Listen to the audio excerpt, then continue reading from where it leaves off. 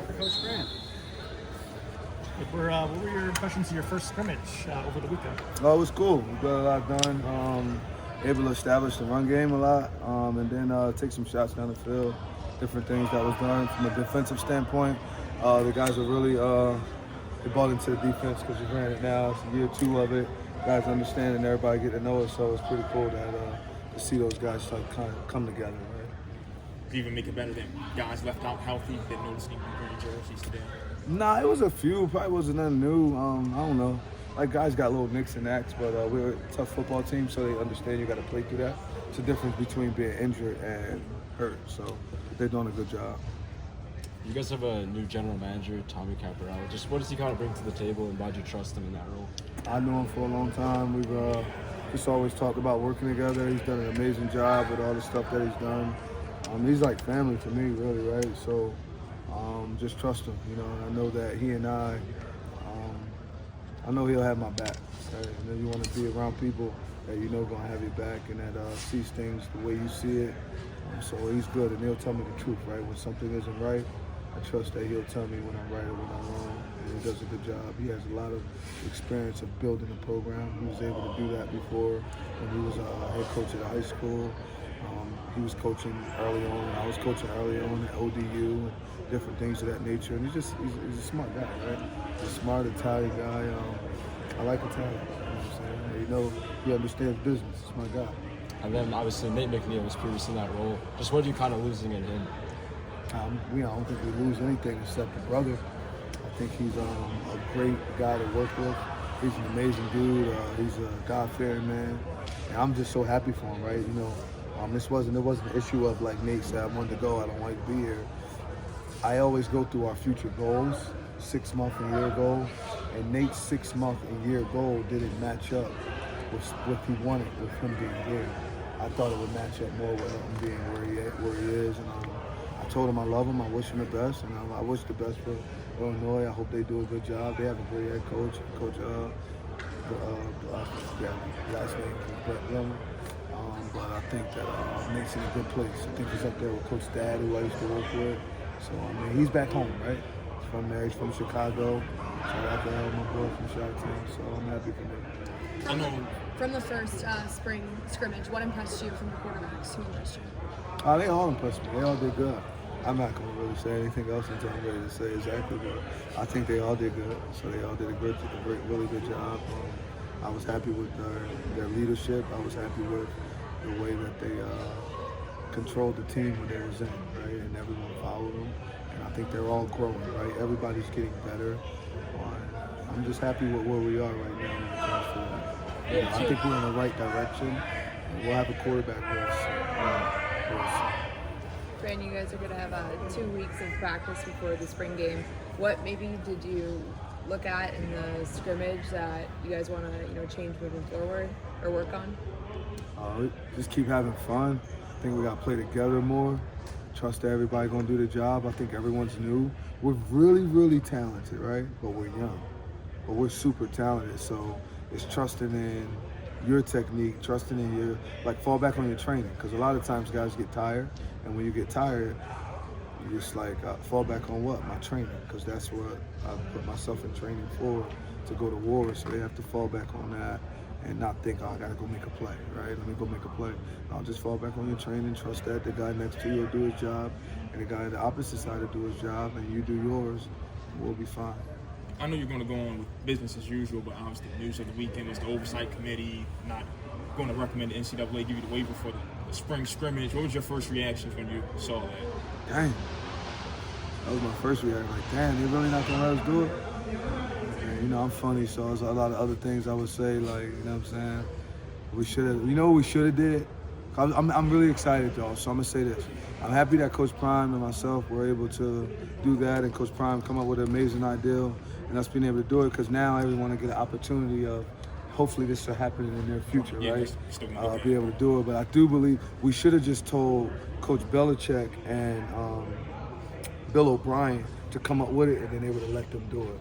And then it would have all went, right? We shouldn't have been the first two dudes to say, damn well they wasn't about to let Coach Prime Time and Fran Brown be the first 2 guys to do it over their dead bodies, so that wasn't happening that way.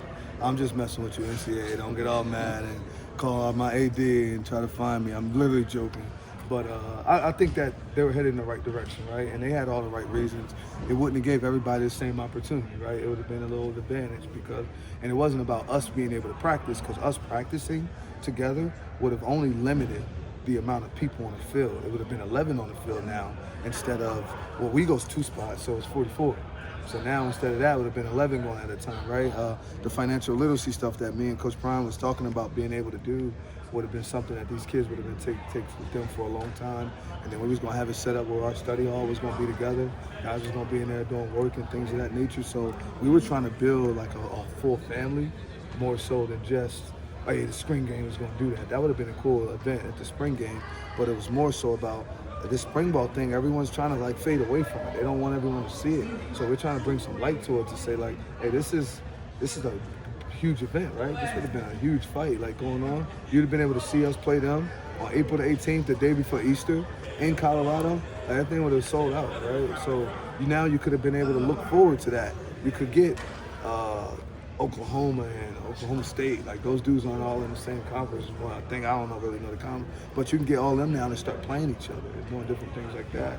I think that would be amazing if we start doing that. I heard Temple and Penn State was trying to, you know what I'm saying, Lincoln afterwards. I don't know what that would have been, but it's like, it was just a good deal, like to have people go and do it, right? So see how it goes. I think that we've opened it up, and it should happen next year. It should be cool. So you mentioned the Temple and Penn State. That's the first one that would be like considered a bye game in the regular season, right? Do you feel like, so for your mindset, would you rather use that spring scrimmage on somebody that's on an equal par of competition to really get a benchmark, or would you want to mix it up every now and then? I don't know. I mean, there's a lot that goes into it, right? It's a business, so there's a lot that goes into that, right? That's cool for like little league jamborees to say, we want to go play them, we want to do this. We want to be healthy during the season, and we want to make some money, right? It's a business, and we want to be able to teach the players how to do that, and we want to make sure I educate them on why we were doing it, right? We go here, this gets to happen, these things go on, and being able to help you guys, right? So it's you got to be able to have the right marketing too when you go and do it, right? Coach Prime and myself, I think that would have been a great marketing tool, right? You'd have been able to do that because he's a marketing genius, and then myself trying to follow his footsteps and come up. So I think that alone would have been different. So it just depends, right? I don't know if Buffalo's a great place, it's close to us, so that'd be good. I'm not sure if that'd be a good mix, right? I don't know how many people want to go to that for a spring game, right? Or go and do those things, which they're a great program. So it just depends. I think styles make fights, and it depends what you would go see, right? Who you gonna go see when certain games? What games will you say, I can't wait to watch that tonight? Oh, that one, you'd be like, yeah, I'm chill. I'm gonna just go, let's just go to the movie. Right? You might hear certain teams that say, hey, let's just go to the movie. So certain teams say, hey bro, I'm going to the movie tomorrow. I gotta watch this game. I'm trying to get home, right? So I think we would have did a good job when it came to the ratings, television, all the money that we'd have been able to make for both schools and all the stuff of that nature would have been pretty cool. Fran, you brought up a moment ago, players relying on the training. You have a guy like Demetrius Samuel who is new to this. Yeah. How impressed have you been with how much you're putting on his shoulders and how he's handling it? Oh, he's tough, man. He's going to play both ways. So it seems like he'll have an opportunity of starting corner. So he should be our starting corner and rotating in and out at receiver. He's a freak, right? He's a freak athlete. I mean, he could be in high school, becoming probably the #1 player in the country next year, or top 10 ranked, and he's here doing a hell of a job at 16 years old, competing with guys on another level. He's just like, sometimes they say God like hit certain people with double shots. He got hit with one of those, right? And he's an amazing young man. I'm really excited and happy we got him on our team. He'll do a really good job this year. It'll be a sight to see for 3 years in college, right? Fran, Greg Delane had that little. Sorry. Greg Delane had that little hiccup last year where he was going to start at Cal. He is still here. How have you seen him sort of respond to sort of that one? Trying to show him how to be a leader and grow him into being a leadership, right? In the corner room. He's the oldest one there, being a redshirt junior. So he's the oldest one, and he understands college football a little more than the other guy. We got a lot of true freshmen. Like, we're fast, they're big, but they're all true freshmen. So him being the older guy, it helps a lot because he does everything right now, right? He's locked in, he's doing everything. He's truly changed his life from the faith-driven to the family thoughts, to the academics, the way he handles himself, to the body weight, staying above the body weight that he needs to be now. So he's doing all those things. Before, he just wasn't doing that, right, the same way. And then you weren't able to see that. Like, I think academically, what you do in the academics and then what you do, like, when you're off the field, it's a direct correlation to the guy on the field. And as he started to do those things the right way, and he's doing it now, you see a better football player because that's what's naturally in him. How you do anything is how you do everything, right? On the spring game note, you talked about kind of like marrying the programs with Coach Prime in Colorado. Would you still be interested in doing that in the future in some shape? Oh yeah, absolutely. I want to know with Coach. Anytime opportunity we get to do it next year, we see how it goes. We'll set it all up if that's what's possible. If that's going to be what's best for them and for us, right? But we definitely, NCAA say we could do it, we're going to get it done. We'll have fun. So that's something that we want to do. But our spring game this year on the 12th is going to be legit. We should have 20,000 plus people there. Everyone should come. It'll be a block party still at the quad. So let's change it all to the quad. And I think everybody should be there. We'll be out there to greet the fans and do everything from there. I think from 1 o'clock to like 1:45. So like I think everyone should be there. And then if you have it by now, hopefully any sororities, fraternity, and just other organizations, groups, you should be signing up for the 7-on-7 tournament. That's on the 10th of April. We'll be watching that. Champion will be here. They'll announce the champ at this spring game. So, I mean, it's pretty cool. It's just that whole week, that whole spring week is about to be fun, right? So many guys on campus. So it's just going to be extremely fun. Excited about our spring game and all the stuff that week.